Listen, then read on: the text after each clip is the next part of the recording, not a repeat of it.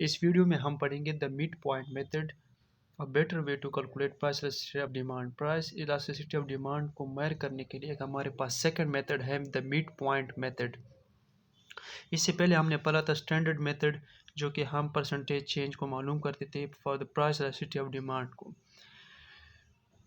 तो हमारे पास ये मिड पॉइंट मेथड जो है ये ज़्यादा एक्यूरेट है, क्योंकि फर्स्ट मेथड में हमारे पास एक इशू आ रहा था, और वो ये है कि जब हम चेंज को अपोजिट साइड से देखते थे तो उसकी वैल्यू हमारे पास डिफरेंट आती थी।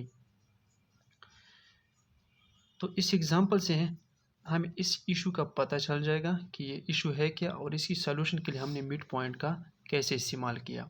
तो एग्जांपल है हमारे पास एक सिचुएशन है जिसमें हमारे पास एक प्राइस वन डायरेक्शन से फ्रॉम ए टू बी जब चेंज होता है तो इसकी वैल्यू किस तरह आती है, और जब बी से ए पे जाते हैं तो तब इसकी वैल्यू क्या आती है।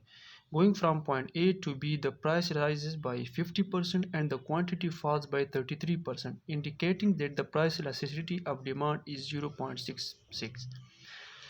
जब हम ए से बी पे जाते हैं, प्राइस हमारे पास $4 से $6 पे आती है, क्वांटिटी हमारे पास डिक्रीज होती है 120 से 80।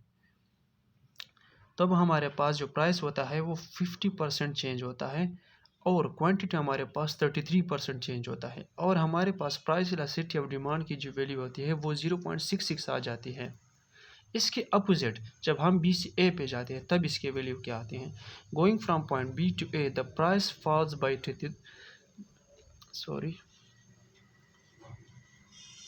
The price falls by 33% and the quantity rises by 50%। अब हम जब बी से ए पे जाते हैं तब हमारे पास प्राइस में जब चेंज आता है तो वो 33% होता है, मतलब प्राइस $6 था, जब 4 पे गया तो हमारे पास चेंज 33% आया। क्वांटिटी में जो राइज आया है वो 50% है, मतलब क्वांटिटी जब पहले 80 था तो 120 हो गया है, और इस चेंज को और इस तरह ये चेंज 50% आ चुका है।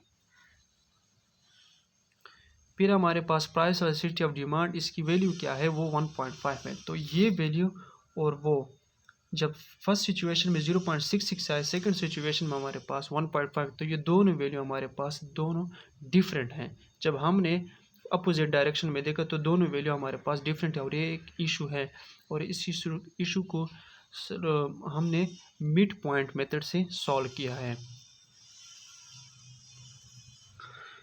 यह हमारे पास मिड पॉइंट मेथड का फार्मूला है जिसके ज़रिए हमने इशू सॉल्व किया है। प्राइस इलास्टिसिटी ऑफ डिमांड को मेजर करने के लिए हमारे पास ये फार्मूला है quantity 2 minus quantity 1 divided by quantity 2 plus quantity 1 divided by 2।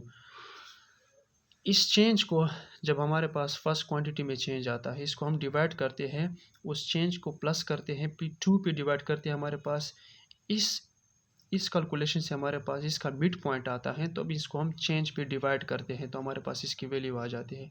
नीचे हमारे पास प्राइस के लिए भी वही सेम सिचुएशन, हमारे पास चेंज को हम डिवाइड करते हैं नीचे इसकी मिड पॉइंट पे, हमारे पास प्राइस को हम ऐड करते हैं, फिर इसको 2 पे डिवाइड करते हैं, इससे हमारे पास उन दोनों का जो चेंज होता है उनका मिड पॉइंट हमारे पास आता है, और इसको हम चेंज पे डिवाइड करते हैं। जिस तरह हमारे पास फर्स्ट एग्जांपल में है, तो हमने इस चेंज को, जो क्वांटिटी की चेंज थी उसको हमने आपस में सब्ट्रैक्ट किया है, उस चेंज को हमने नीचे उस चेंज को हमने प्लस किया, फिर 2 पे डिवाइड किया, तो हमारे पास इधर जब मिड पॉइंट आता है इनका तो हम उसको डिवाइड करते हैं उस चेंज पे। यहाँ से भी प्राइस की भी एक वैल्यू आ जाती है, क्वांटिटी भी इस आपस में डिवाइड करते हैं, इस कैलकुलेशन से हमारे पास 1 आ जाता है, जो कि प्राइस इलास्टिसिटी ऑफ डिमांड की वैल्यू है, और वो है 1।